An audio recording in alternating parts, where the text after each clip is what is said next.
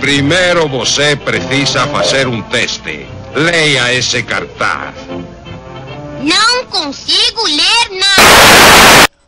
Olá, nosso grupo está aqui hoje para falar sobre ótica, mas necessariamente sobre os defeitos da visão, que é um dentre os tantos assuntos abordados pela ótica.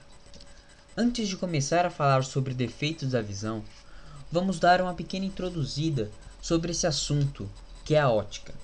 A ótica é um ramo da física que estuda os fenômenos relacionados à luz. A óptica explica os fenômenos da reflexão, refração e difração. O estudo da óptica pode se dividir em duas partes. Uma delas é a óptica geométrica.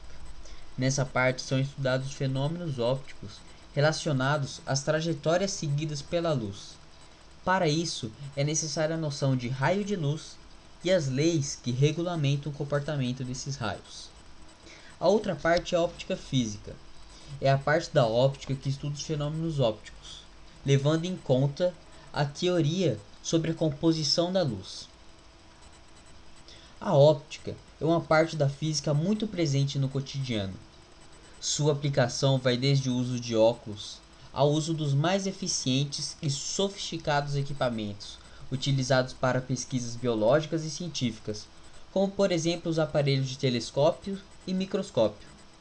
São algumas as aplicações da óptica à correção de defeitos visuais, na construção de instrumentos de observação, como os já citados telescópios e microscópios, e até o funcionamento de câmeras fotográficas e o funcionamento da cinematografia. Agora que já temos uma pequena noção sobre a óptica e o que ela aborda, podemos estudar um outro tema, o olho humano. Com ele poderemos entender ainda mais os defeitos da visão. Quando olhamos na direção de um objeto, os feixes de luz por ele emitido atravessam primeiramente a córnea, uma película transparente que protege o olho. Chegam então à íris, que regula a quantidade de luz recebida por meio de uma abertura chamada pupila. Quanto maior a dilatação da pupila, mais luz entra no olho. Passada pela pupila, os feixes de luz chegam a uma lente, o cristalino, que é focada sobre a retina. Sobre a retina, então, é formada a imagem. A lente do olho produz uma imagem invertida e o cérebro a converte para a posição correta. Na retina, mais de 100 milhões de células fotorreceptoras transformam as ondas luminosas em impulsos eletroquímicos, que são decodificados pelo cérebro. Essas células fotorreceptoras podem ser classificadas em dois grupos, os cones e os bastonetes. Os bastonetes são os mais exigidos à noite, pois requerem pouca luz para funcionar, mas não conseguem distinguir luz. As células responsáveis pela visão das cores são os cones. Uns são sensíveis ao azul, outros ao vermelho e outros ao verde. O mais surpreendente é que a estimulação combinada desses três grupos de cores é capaz de produzir toda a extensa gama de cores que o ser humano enxerga. E a ausência de qualquer um desses tipos resulta numa doença chamada daltonismo, que é a cegueira a determinada cor. Agora sim, vamos começar a falar dos defeitos da visão. Como todo órgão do nosso corpo, o olho também está sujeito a complicações dos mais variados tipos, podendo estes estarem relacionados a interferências do meio, alterações cromossômicas e entre outros agentes. Quando as imagens se formam corretamente na retina e a visão é nítida, o olho é considerado emétrope ou normal. Quando isso não ocorre, dizemos que há um defeito de visão. Dentre esses defeitos, destacam-se a miopia, a hipermetropia, o estigmatismo, o estrabismo e a presbiopia. Outros problemas de visão são o daltonismo, a catarata e a conjuntivite. Como já foi dito, dentre os efeitos da visão, um dos mais comuns e também muito estudado pela ótica é a miopia, que apresenta a dificuldade de enxergar objetos que se encontram longe. Este defeito consiste no achatamento no sentido vertical do globo ocular e, consequentemente, o seu prolongamento. O resultado disso é que, após os raios de luz passarem pelo cristalino e começarem a se convergir, os raios irão se cruzar no local onde a retina deveria se encontrar. Mas com o prolongamento do globo ocular, a retina está localizada mais anterior e, com isso, a imagem é formada antes da retina. A correção da miopia pode ser feita por duas vias: por meio de uma operação ou pelo simples uso de óculos com lentes divergentes. Conforme a intensidade da miopia em uma pessoa, para ela é receitado um óculos com um número específico de dioptrias, ou, se você preferir, os graus, correspondente ao estado da pessoa. Por meio da equação de Gauss e do cálculo de divergência de uma lente, é possível determinar quantos graus uma pessoa míope necessita para sanar o seu problema de visão. Isso é feito da seguinte maneira: segundo a lei de Gauss, 1 sobre f sendo a distância focal da lente, é igual a 1 sobre p menos 1 sobre p'. O p é a distância do objeto até a lente, e p' é a distância da imagem até a lente. No caso da miopia, o p é um ponto no infinito, pois ele tem dificuldade para enxergar objetos longe. E p' seria o chamado ponto remoto do míope. Conforme podemos ver nessa equação, excluindo, pois se trata do infinito, temos que f é igual a menos ponto remoto do míope. Agora, segundo a lei da vergência, que vai nos dar a dioptria ou os graus, a vergência é igual a 1 sobre f.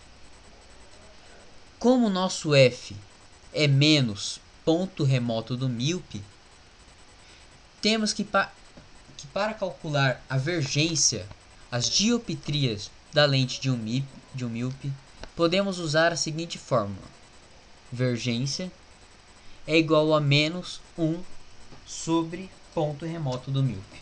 Agora que já entendemos um pouco sobre a miopia, vamos aprender sobre a hipermetropia, que é um outro defeito na visão muito comum e que consiste na dificuldade de enxergar objetos próximos.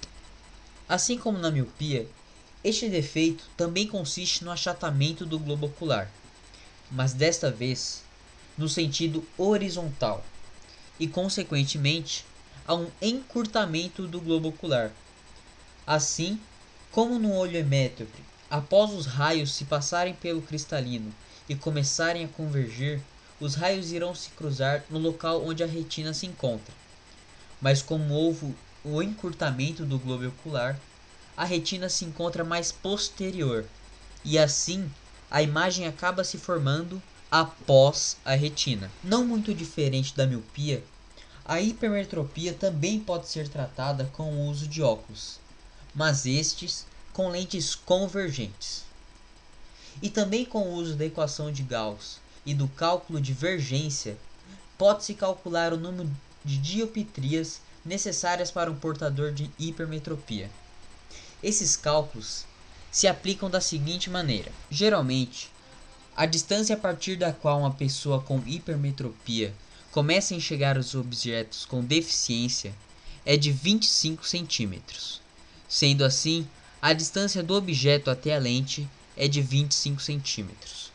Lembrando que para calcular a vergência em dioptrias ou graus, as distâncias devem estar em metros. Sendo assim, 25 centímetros, que é o nosso P, passa a ser agora 0,25 centímetros. Essa distância de 0,25 metros também é chamada de ppn, ponto próximo normal.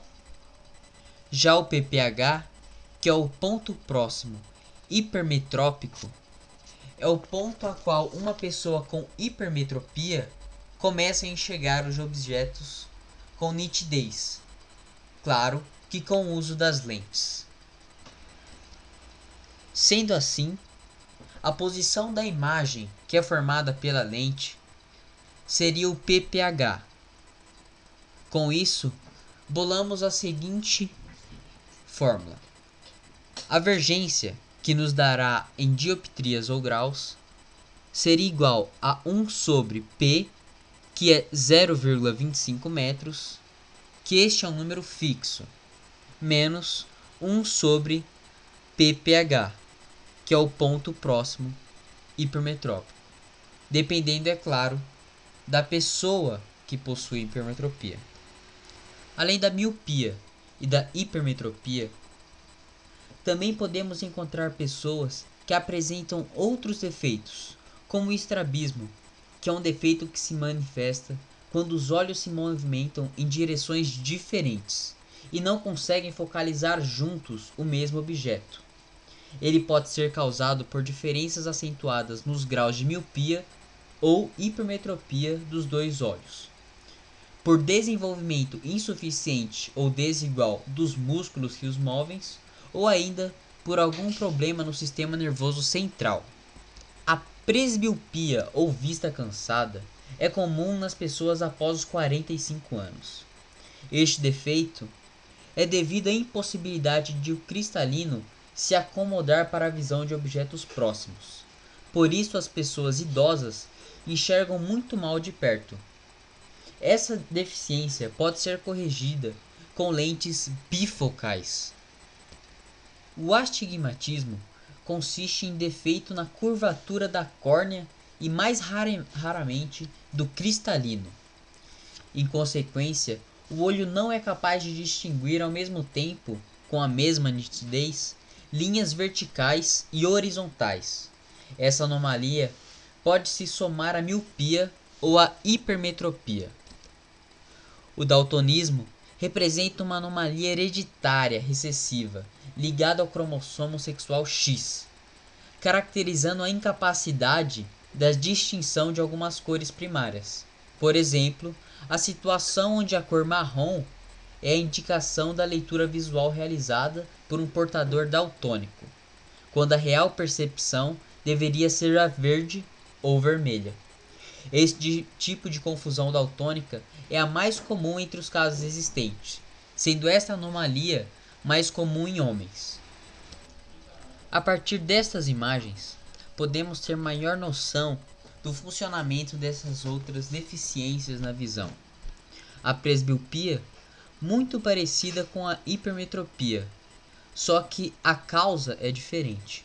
No caso da presbiopia, são os músculos ciliares, que não conseguem aprimorar com eficiência o cristalino, e dessa forma a imagem acaba se formando após a retina. No astigmatismo, um defeito na córnea ou até mesmo no cristalino provoca diversas deformidades, fazendo diversas imagens e desta forma não formando uma imagem bem focada. No estrabismo, a deficiência em direção dos globos oculares é muito visível, podendo estas se manifestarem para diversos lados, recebendo diversos nomes diferentes. No daltonismo, se percebe a diferença na percepção das cores, onde por causa de deficiências nos cones que captam as cores, uma pessoa daltônica acaba entendendo as cores de forma diferente, tendo menor capacidade de percepção das cores do seu respectivo cone que se encontra deficiente. Bem, assim se encerra essa breve explicação sobre óptica e os defeitos da visão. Se você for um aluno interessado em aprender sobre esse assunto, esperamos tê-lo ajudado em algo. Agora, se você for o nosso professor de física, esperamos que tenhamos dito tudo certo e que nossa nota seja das melhores. Obrigado.